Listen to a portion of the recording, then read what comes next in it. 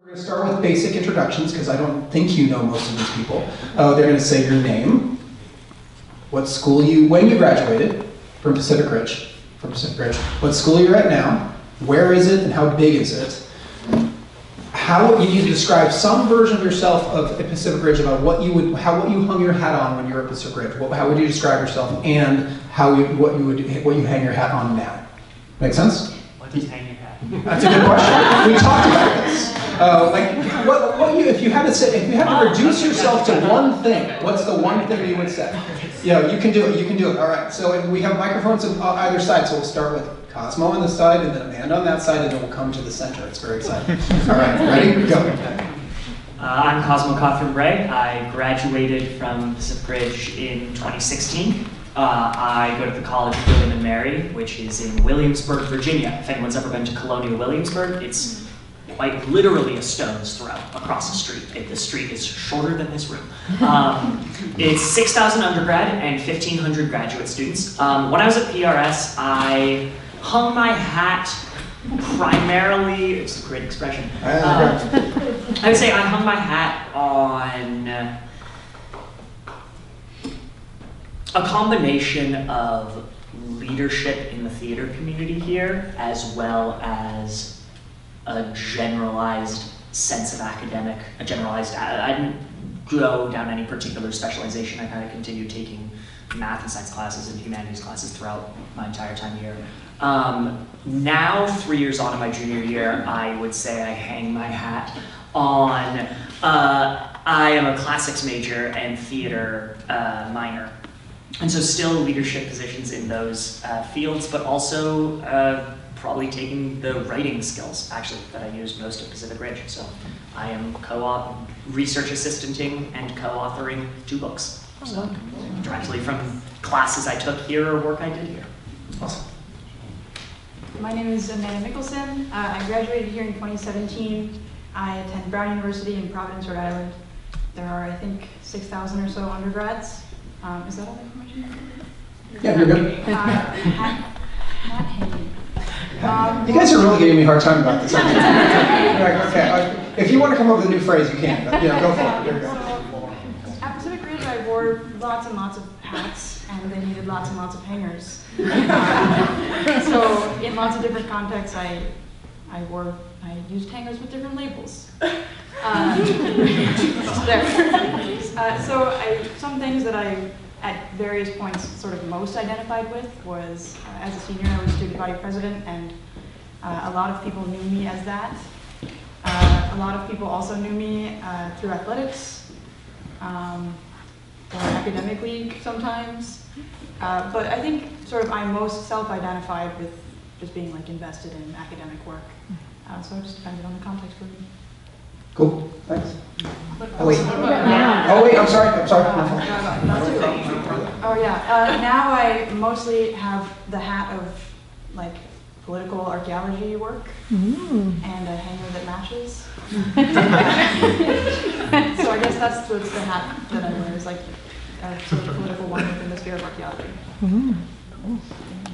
All right, I'm Alyssa Martindale. I am also class of 2017. I'm currently at George Washington University in Washington, D.C.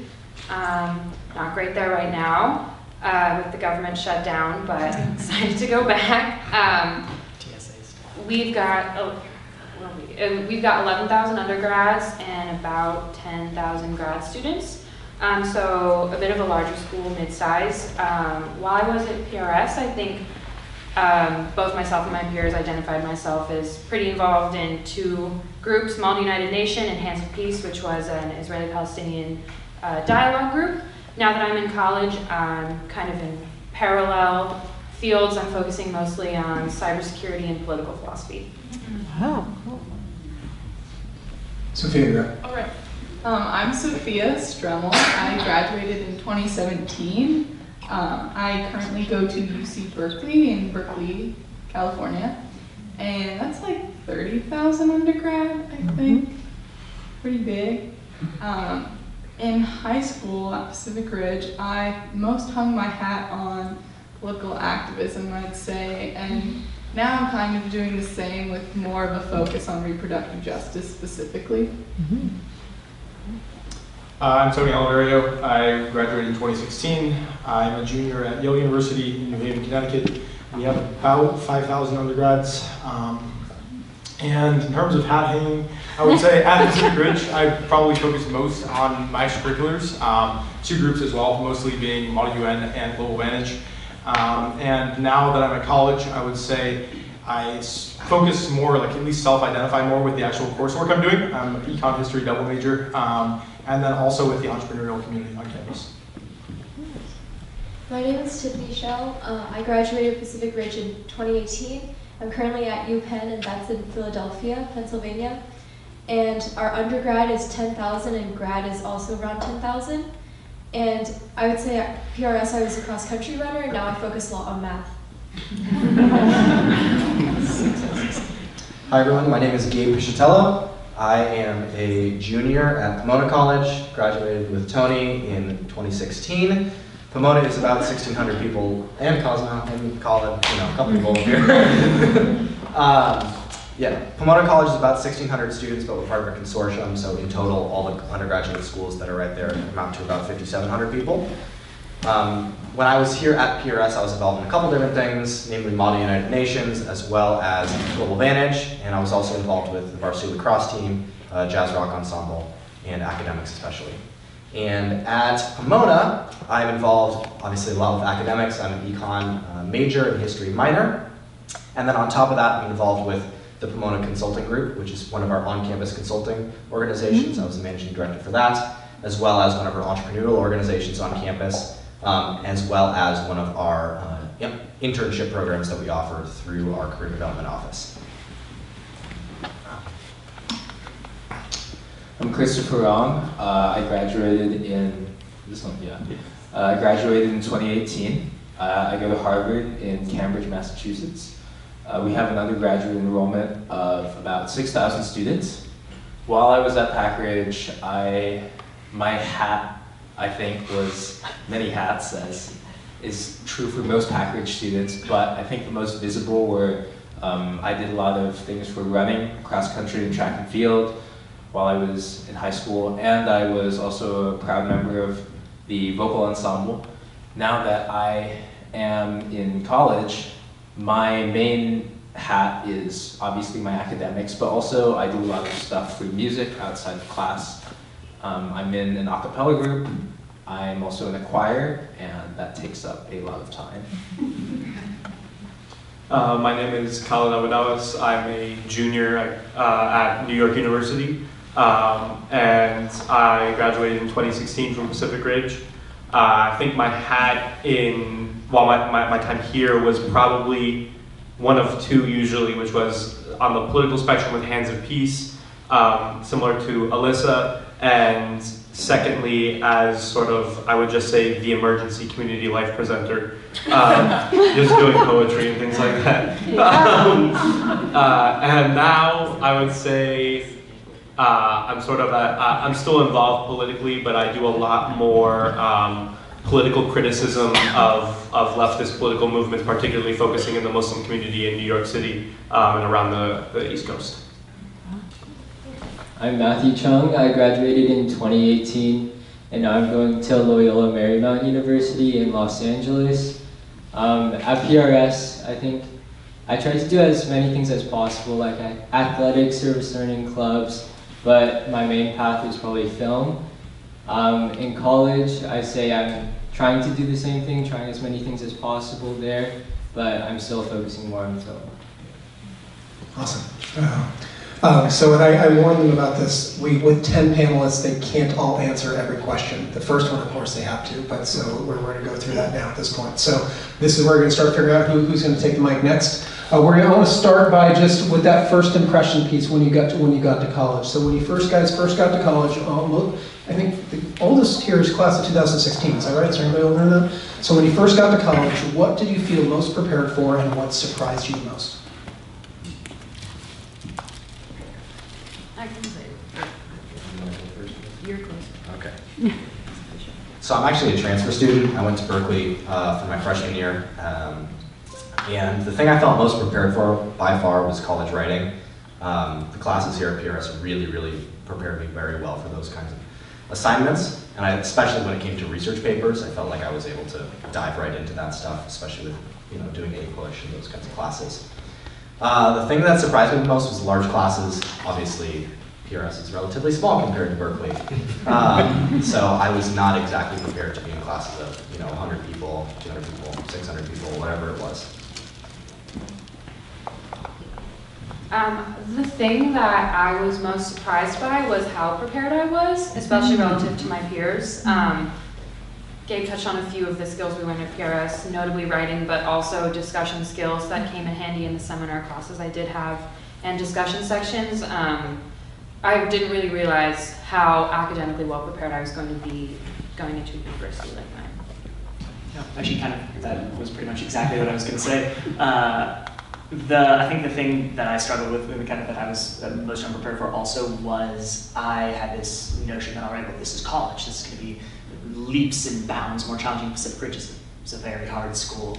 There's classes that I took here that are still some of the hardest that I've ever had, and most challenging, most interesting. And so I think I kind of had to get over this idea of keeping clenched in and waiting for the other shoe to drop. And you should kind of just have to realize, like, all right, this is just kind of the next stage in the next passage that we're going down. I second that, and in that I felt really prepared academically. I think I'm less stressed in college than I was in high school, so it's weird children. Raise your hand if that's true. It's great. So I'm very prepared. And I think what surprised me the most actually was that it wasn't that hard of a transition to go from such a small school to such a huge school. I thought that would be a really difficult adjustment, going from a class of 82 to a class of like 6,000. But it doesn't really feel like that. And especially since I think Pacific Ridge prepares you for how to reach out to your teachers and work with your teachers. When you have that skill up, going to a big school is not that hard. One of the things I felt most prepared for was definitely the discussions that they talked about earlier. Something that I wasn't that prepared for was, at PRS, a lot of the opportunities came to us, like global travel, service learning, athletics. In college, you have those same opportunities, but you have to go out yourself and find them and reach out to people.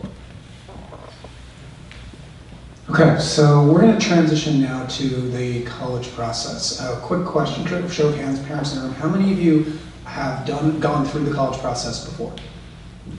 Okay, so, and that therefore the majority of you, this will be new for you and so on. And so I assume you know Ms. Rachel Petrella, but if you don't, this is Rachel Petrella, our Director of College Guidance, and she's going to handle this part of the program. She's going to handle this portion of the program. There we go. Microphone relay. So it's interesting listening to everyone introduce themselves, because if I think back on your college process, I can kind of see the path, for the most part, to where you are right now.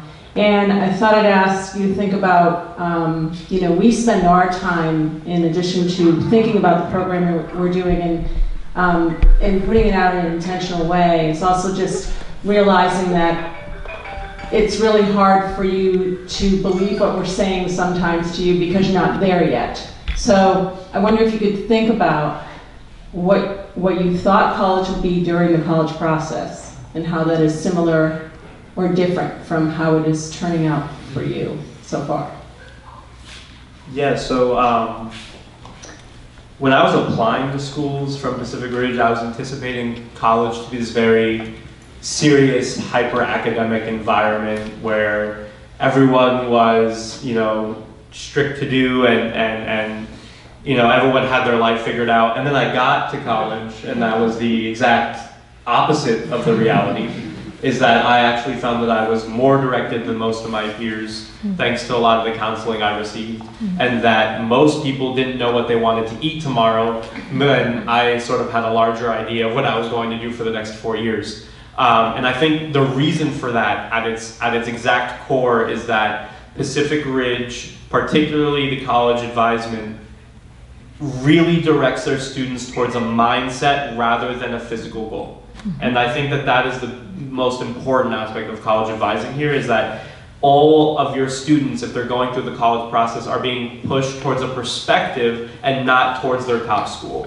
And it's taking the denials that they receive and the acceptances that they receive, and it's essentially saying, okay, those are all great, or they may be not so great, but at the end of the day, am I happy with where I am? Looking back on high school, am I happy with what I did? And going forward, am I prepared to be a functioning individual who can develop in an environment that may not be perfect? And I think that is really the mindset that students are pushed to, and I think that is exactly where Pacific Ridge pushes your students. Program time. I'll expound on that real quickly. I think actually, like, to be honest, when I was going through the college process, like, I found it to be like a little bit cliche and like, you know, almost ad nauseum, like, you know, anywhere is the right fit for you. Like it's about like, you know, wherever you end up, you'll love it, right? And I was like, maybe, but like, you know, this is kind of what I want to do. But I actually think that college is right. Like the fact of the matter is if you believe that you're going to be happy wherever you end up, like I think from what I've seen with myself and my peers, like you will. So I think that that's important to kind of keep through the mindset because it's easy to you know, maybe question that. But I think that is the reality.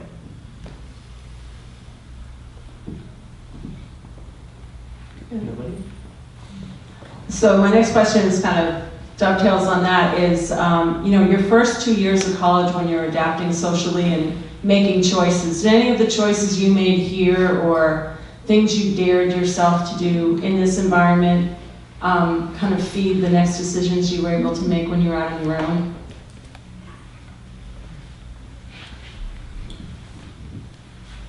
Yes, is the short answer. But yeah, I think my senior year of high school, had my class schedule and then on a whim almost took Chris Webber's post-colonial Africa class actually with Tony. And I loved it, it was a great class. And then started my freshman year of college, I was signing up for classes. And again, kind of on a whim, took a history of apartheid, class called Apartheid Then and Now. And 2 years later, the professor emailed me and said, hey, will you write a book with me? And there, I mean, a little bit happened in between. But that's essentially, the moral of the story is, I guess, like, it's I don't know, I would say that the biggest piece of advice in terms of kind of translating like what to do in high school from college is follow your instincts and follow what you enjoy. Have a plan. But if there's something that you take and you enjoyed it in high school, like encourage your son or daughter to, if there's whatever class that's offered here, there's probably some other version of it that's offered in college and it might be easier. Two of my favorite things at PRS were the global travel programs and the service learning programs. So I've only been in college for one semester now, but I'm already thinking of applying for study abroad in the summer and maybe next semester too. And also, instead of joining a fraternity or sorority, not a sorority. Instead of joining a fraternity, I'm thinking of joining a service organization instead. I'd go with a sorority. Ms. Petrella, I think kind of mentioned, she said like something social or like, you know, kind of socially. So to that end, I think that Pacific Ridge is like kind of small class sizes and then also kind of community size more generally really helped with building close relationships with people and like being able to form like true friendships. Because something I realized at college was that a lot of people are really good at making like superficial kind of relationships, like scheduling things, getting together. And I think being able to develop like deeper relationships actually like kind of makes you stand out from the crowd. In terms of like biggest surprise, that I didn't actually answer that question, but I think it would be that college, as I'm sure some of you remember, was actually like super wild, honestly, like wilder than I had expected. Like I thought like Yale, like whatever, maybe it's gonna be like pretty like boring, we'll be all like academics. Like not the case, and I think that's and like right, and I was surprised by that going in. So I think that like that's one thing that maybe like I had to kind of like learn a little bit more because Pacific Ridge wasn't quite that way, at least for me, because I was focused more on academics. But within that context, it's super important, I think, to be able to like penetrate through that superficial layer and actually make real friends. Can I go real quick? Okay, so. I think that what was really great about PRS for me was, you know, of many things, the faculty relationships that I had built. There were a number of different people here who really, really pushed me to think deeply about what I wanted out of my personal experience, and to think really deeply about, you know, where I was at that moment and if it was something that was working for me or not. And I genuinely believe that some of the relationships that I had here at PRS were the things that actually inspired me to think about, maybe Berkeley isn't the right place for me. Maybe I should think about going to other colleges. I remember distinctly actually coming to Ms. Petrella's office and talking to her after my first semester there, saying, you know, is there another option for me? What should I be thinking about right now? So what I think is really great about PRS is the fact that these faculty relationships, as well as the friendships that you build here, they actually exist beyond the PRS walls and beyond the time that you spend here. There are things that you can call upon into the future as well. And I think even going on and building mentorships with college professors, as well as older people in the administration there, that's actually really helped me because I actually know how to approach those people now. As far as like specifically decisions that I made while in high school that affected my experience in college, I think there are two sort of big decisions that I made in high school that I didn't realize would affect me so much in college. One was very broad and one very specific. The broad one was I kept sort of consciously or otherwise deciding to put myself in places where I would be publicly speaking a lot. I often hold a microphone like this. I did a lot of panels like this. I was, as student body president, I ran announcements on a weekly basis, and that sort of practice speaking in front of people, even just a little bit every so often, was big, because now it means that I feel comfortable organizing student conferences or putting together symposiums or delivering papers at academic conferences and stuff, or at least more so than other undergrads. And the very specific decision that I made was for APUSH, I wrote a paper, and one of the things that I read for that paper was Edward Said's critique of Orientalism, and that particular work has sort of informed everything that I do. So, yeah. I wanted to sort of flip a little bit, and I wanted to want these guys to look at you all as about to start something, which, you know, because even if you, presumably you are here, some of you I know are parents of seniors, but most of you are here and who are not parents of senior at some point will be starting the college process and starting the process of having kids go through the last couple of years of high school. And so I want them to talk to you about what they think you should be thinking about as a parent to help your kids get the most out of this place and to and to move on to the next place, whatever that place happens to be, with your children, you know, best prepared, not just academically, but just prepared in general. So we're going to start with thinking about what would you say is what would be the best, let's just start with choices. What's the best choice you made at Pacific Ridge that helped prepare you for what you're doing now? All right, I'll start. I think the best choice that I made at Pacific Ridge was in 10th grade. I was appointed to lead a service learning group here, Global Manage, and I accepted that and then decided to kind of take it and run with it. And the reason that I would say that it's the best choice that I made is because it taught me how to lead an organization, how to be confident in that. I think prior I had been really good at working hard for somebody or for a goal. But in college, really the most important thing that we always tell fellow students today, for example, even at this morning's panel, was go try things. But I really think it's hard to try things, and people are afraid of trying things unless they're confident that they can do it themselves and that they can eventually maybe take a leadership role in that. So I would say, in terms of kind of advice or as parents, I think it's going to be super important over the next few months to emphasize to your children the fact that they got this, they can do it. They should be confident in trying new things. And take every opportunity, because the worst that can happen is that someone says, unfortunately, you should try again next semester, or whatever it is. One thing that I thought was important for my college process and choice that I made here at PRS was to choose to go to a school that was very different from anything that I had experienced previously. I chose to go to Berkeley a lot because it was very different from PRS, and I thought that was something that I wanted. But it was kind of similar to the China trip for me. Your kid goes to China, they're there for 2 weeks, and then they come back, and literally the first thing that most people want to do is go to In-N-Out, some US-based restaurant. It's kind of like you have to be away from something that you know that you love in order to actually realize how important that is to you. And the same thing happened for PRS for me. I left PRS and got out of that environment and realized that there were actually a lot of things that were really great about this that maybe I should have looked for a little bit more when I was actually applying to schools. my process for applying to college was to apply to a ton of different schools that were very different and then figure it out once I get into some of them, which is not what I recommend. Yeah, I mean, when I applied the first time around, I applied to a ton of schools, but then when I applied to transfer, I only applied to 2 because I actually felt like I knew what I was looking for when I was doing that. And the great thing about that is if you feel like you're a really good match for a school and you know that like the values that you hold central are the things that you think that you can bring to that school, a lot of the times the school will also see that and they'll say, oh, maybe this kid will actually be a great fit for our community. And you won't actually have to apply to, 17 or 20 or 25 schools or whatever it is. You only have to apply to 2. So. Sorry, where are you now? I go to Pomona College.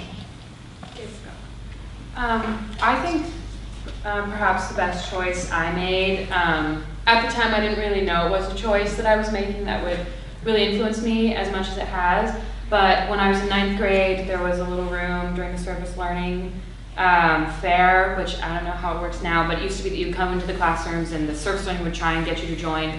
And there was Scott Silk and actually Khaled Awadawa sitting in a room telling me that I needed to solve the Israeli-Palestinian conflict. And I believed them. Still stand by that. I'm no longer trying to solve the Israeli-Palestinian conflict. Maybe I'll get back to it. But I did find a really amazing mentor in Scott Silk. He also leads Model UN, which I went on to become the Secretary General of. And I still keep in touch with him today. I babysit his kids, and he's really been a really important mentor for me before I even understood how important a mentor-mentee relationship is. And I'm really grateful for my foolish 14-year-old self for choosing to listen to what he was saying and continue to listen to what he says to me. So that was my best choice. That was something on the ground. I'm sorry, go ahead. Okay. So just to echo and elaborate some of the things that have been said, one of the decisions I made that I'm really grateful that I made was being really picky when I was applying to schools. But you have to be picky in the right ways. So a way I would say to not be picky is to not go to a school because it doesn't have your very specific major. That's a bad way to be picky, unless you're like really set on your dream or whatever. A good way to be picky is if you know you want to live in a city, you should probably be in a city, because if you're in somewhere in the middle of the nowhere, you're not going to be happy. Another thing is I think it's also really important to take on leadership roles and ask for things like that. And when those roles that you want don't exist, to create them. So at Pacific Ridge, I created a lot of my own clubs and groups that I saw that were missing. And in college, that skill has led to me being a student co-sponsor on a state senate bill. So that's an important skill that I recommend, leadership and not being afraid to ask and create things. Super quick. Definitely the single most important choice I made with the college process was actually would have been 3 years ago and a little bit, but almost exactly this time, was to swallow my pride and go and tell Ms. Petrella that I had no idea what I was doing. Which is really hard to do, because I think one of the things that I know I pride myself most on, I think Pacific Ridge teaches, is independence, is the ability to say, well, I can solve this problem, I can go through it. And I think probably the most important thing that I learned was, you're 17 or 18. There are people whose job it is to get you through this. You should probably go and talk to them. I ended up at William & Mary only because Ms. Petrella suggested it, showed it. She was kind of going exactly back to what Colin was talking about teaching values, was I had this list of requisites and ideas that I wanted out of schools, and maybe the 6 schools that I'd ever heard of before, and then the 2 that my parents were like, oh, these are good scholarships. Like, apply. And she's like, hey, have you heard of William & Mary? I'm like, no. So I've never heard of it, so I don't want to go there.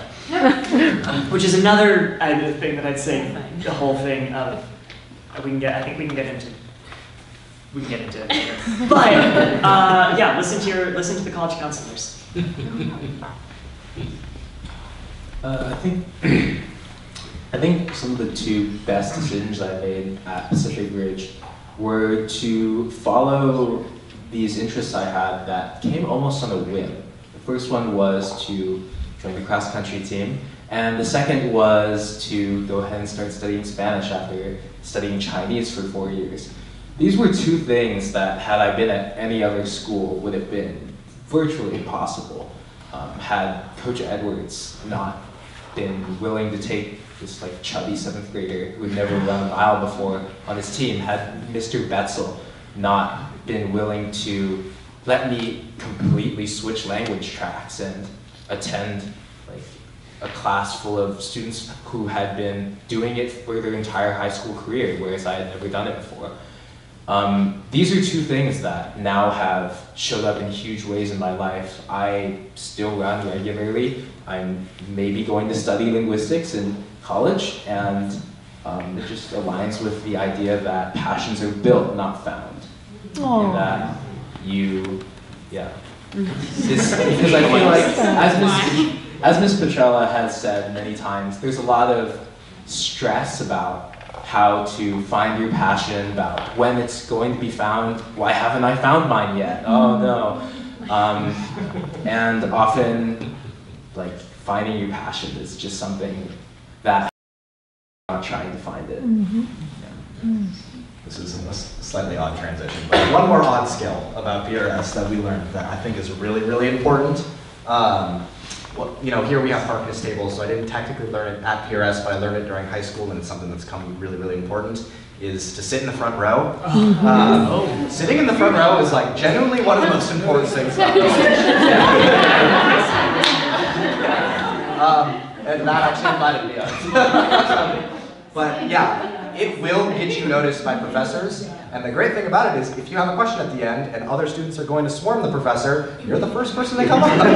So that's a hugely, hugely important skill. That doesn't matter if you're in a class of 12 people or if you're in a class of 600 people. Sitting in the front row is very, very important. Yeah. Just to add with that, the quick story, my very first class of college, the first day I attended it was a great class. It was called Age of Dinosaurs. It was the biggest class I ever took. It was 120 people. And it was early in the morning, and I hate waking up in the morning. And I knew already that if I did not figure out some way to hold myself accountable, I was not going to be attending this class. Tell me you didn't go to sleep in the front row. No, I sat in the front row and then just raised my hand every day for the first few days. And the professor will notice you, and they'll like you, but also you can't skip after that. If you sit in the front row every day, and you actively pretend, it doesn't matter if there are 120 people in the classroom, they know 6 people, and you're one of them. And now they care about you. The deep shame of letting an expert in their field down will get you to end class. Okay, last question, and I do want this time everyone to answer. So I want you to imagine, let's just put you in beginning of junior year at Pacific Ridge. So you have 2 more years at Pacific Ridge School. And I want you to imagine that you are looking back on it now, it's about to start, and you are giving advice to your own parents about how to handle you over the next 2 years. These are your parents. You get to give them advice. Everyone's going to answer. You can pass around the mics how you want, but what advice would you give to your parents about how to help you get the most out of the last 2 years of high school? Go. September of junior year is a little early to floor the gas pedal. November of senior year, please floor the gas pedal. I had my application done, I was the first person in my class to have my application done. I had it done almost before junior year ended, and then I was applying to schools at midnight on the due date. Went from dead first to dead last.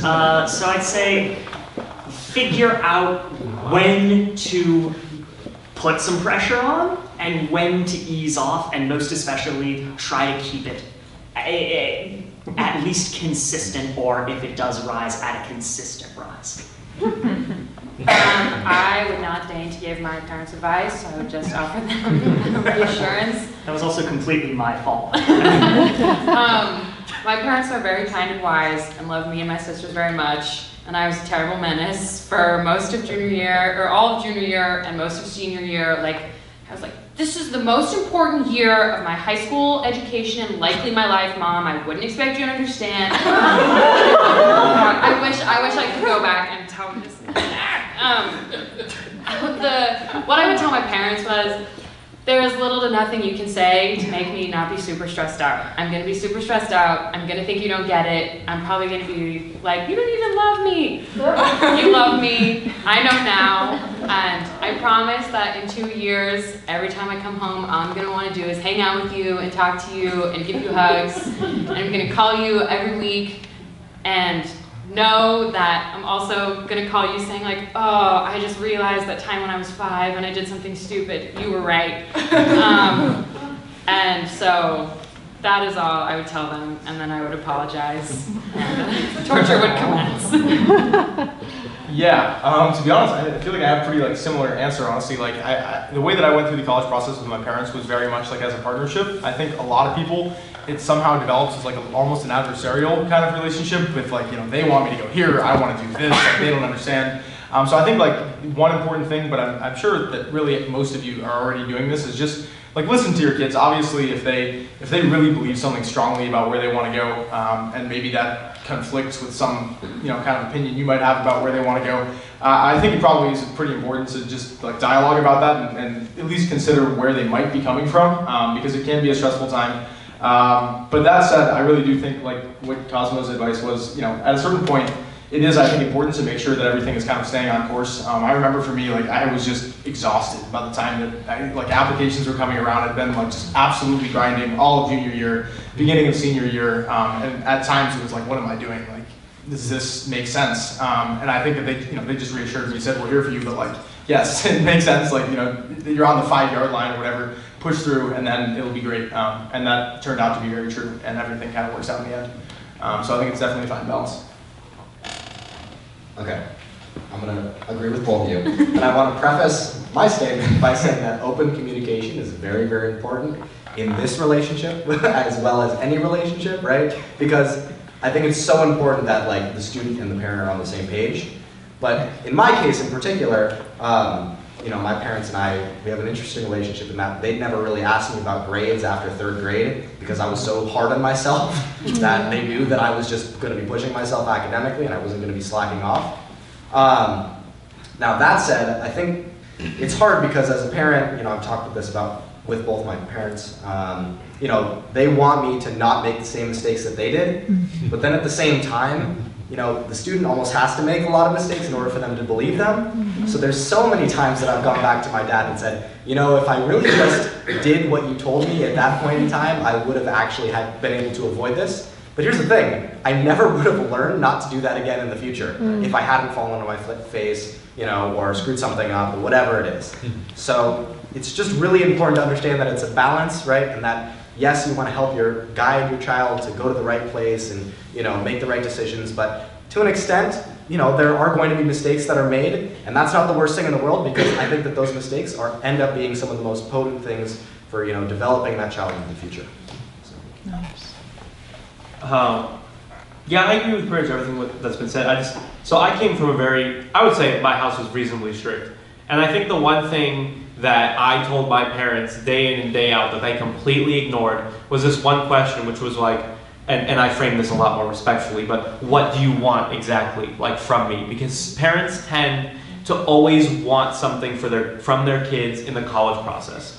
And my number one advice is to before you even talk to your student, just talk you know, to yourself, to your spouse, whatever, and just say, what are we looking for from our student? What, at the end of the day, do we want them to go to our legacy university? Do we want them to stay in the state? Do we want them to go abroad? What is it that we would really be happy to see happen? And at the end of the day, it can't be, oh, we just want our student to be happy, because every single parent I've talked to, whether they know it or not, consciously wants something more in their kid than just to see them happy at the end of the day. You guys have so many more years of experience. You are bound to have an opinion on what your student should do. And tell your student what your opinion is and then negotiate. Because at the end of the day, my parents were like, you have to stay in California. You need to do X, Y, and Z. And this was all my mother talking because my father had no involvement in the college process. When I got at NYU, he was like, what's NYU? And I was like, exactly. And essentially, you know, and what happened was my parents told me all these things. And what happened was because this relationship, as was said before, was so adversarial, is that I ended up in New York City, 3,000 miles away, studying something, not being a doctor, not being an engineer, studying humanities. So at the end of the day, it's much better to negotiate with your student if you're having a rough time with them, rather than just say it's my way or the highway and end up having a rift with your student when they leave the house. And that, for me, is my biggest advice, because that actually created a huge rift between my parents and I when I left the house, is that they didn't want me to go to New York 3,000 miles away. They wanted me to stay right at home to become a doctor or engineer, XY, insert their idea of high-making career. And at the end of the day, it created a lot of arguments, a lot of tension when I came home after my first semester, because it was sort of like, they were like, oh, how's school? And I'm sort of saying, yeah, it's good, because I know for a fact that there's tension in this relationship, and I know that they don't want to hear how I'm taking humanities classes. They want to hear how I've switched to take a medical degree, and I'm at NYU, and now I can perform surgery on literally any organism. And because some parents do want to hear that, and that's totally fine that you want to hear that, but just be open to negotiating, because right now, at the end of the day, your student is submitting that application, it's not you. And if you tell them that they need to go to X school and they're going to go to Y school, they're going to apply to Y school. And at the end of the day, if they want to, they can go to Y school. And the unfortunate reality is that you're not so powerful as you may have been before. And I don't mean to be mean, but I'm just trying to let you guys know that if you have an argument with your student, watch out, because students make rash decisions. And I'm just saying that Okay, not everybody's like college. I know, not everybody is as rebellious and wants to go across the country and all that jazz and study humanities, and yeah, some people want to be doctors, I guess. But at the end of the day, just talk to them and negotiate, because holy snap, things can go bad. There are also plenty of high-paying and wonderful jobs in the humanities. Yes, trust me. And it's okay if your child wants to be a doctor. We had to have a striker. Matthew, I think you're up. I think what worked really well for my parents and me was having them there for help and support, but I think it's been previously said already too, but not being the guide for them, letting the student choose the direction they want to go in, because at the end of the day, it's their next 4 years. They should choose where they want to go in a place that will be happy for them. Yeah, so I think my parents did a pretty good job. My parents, hi. My parents and I are pretty open in terms of communication. We literally talked about everything in the college process, from what I liked about a school, what I didn't like about a school, what I thought they liked about a school, what I thought they didn't like about a school. I don't know. I think it was a pretty hard crash landing at the end, but there's, I don't think there's that much that they could have done to stop that from happening that wouldn't have drastically altered the way I ultimately wrote the essays that I did. Because the college process is a crazy beast. So I would say mention that school to them as a possibility for them to apply to, but emphasize how you think it would best fit them, instead of saying simply, oh, you should apply here because it has a good reputation, or because I'm a legacy, or something like that. I feel they'd be a lot more open to it if they knew that it was really a good fit for them. And also I feel to respect them if after lots and lots of discussion they still do not want to apply there or go there, because I feel that was a miscommunication with my parents, where my dad had his heart set on all the UCs, and especially Berkeley, and he was so determined. And so I finally applied there. When I confessed that I would never go there, he was really upset. So I feel I feel you really need communication about that, and just understanding that your child may have very different preferences than you do. And also, as in the beginning of junior year, I would also say try to support your child as much as possible in what they love to do. So I would have loved to see my parents a lot at like my academic league matches or like my cross country races, and I feel like just knowing, like, if your child knows that you're there for them and you really support what they love, like, that would mean a lot to them. I'm kind of like Gabe in that my parents left me alone after 3rd grade because I kind of was just doing my own thing. And it was the same way for the college process where my parents were really only involved in like giving me the credit card to submit the application and the mandatory college counseling meetings. But that being said, like I also did communicate with them a lot what I wanted to do and what progress I was making. So if your kid doesn't want your help or wants you to butt out, I would just ask them to give you regular updates on what's going on in their process. And if they need more direction than that or need more help, maybe ask them what they need and what they feel that like they have got it covered, just as a way to sort everything out. As for junior year specifically, I would echo Alyssa and say that your kid's going to be stressed, but just try to get them to sleep. You know, that'll help. And otherwise, you know, just let it run its course. It's going to be fine. Don't worry about it too much. That's all. First of all, thank you for your patience and attention as we all individually go through and tell you long personal anecdotes about it. I will keep it brief because I know that it's been a long time, but I do have 2 like sort of brief tidbits. The first to answer the same question, and the second to sort of look forward, and neither of them are super academic. The first is just like trust your kids a little. Many of you probably do. Your kids probably don't trust themselves as much as they pretend to. So if you show trust in them, they will also begin to feel the same. So have a little faith in them, and maybe they will start to have as much faith in themselves as they seem to. And the second thing that I'd like to say is relationships between parents and children are like in constant flux always, no matter what. You probably love your kids, and your kids definitely love you, even if it seems like you're in a rough patch, or if college is stressful, or whatever. And when your kids come home from college, like looking a year or a year and a half in advance, they will be different people than they are right now, or from the person they are the day they leave. Them being a different person is not them not loving you or like changing their relationship with you specifically. It's just them like having been in a different place. My parents and I have a super great relationship. I'm really lucky in that sense. But I think they tend to sometimes forget, like think of me as high school me when I come home.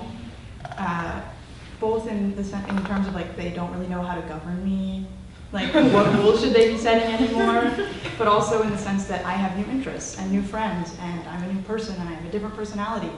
And it's shocking for parents to see their kids just be different suddenly because they're expecting this person to come home. So be prepared for your kids to change and for your relationship with them to change inevitably, but you will continue to love them, they will continue to love you. It's just going to be different. That's all I have to say. Thanks, guys. Can we give them a quick round of applause?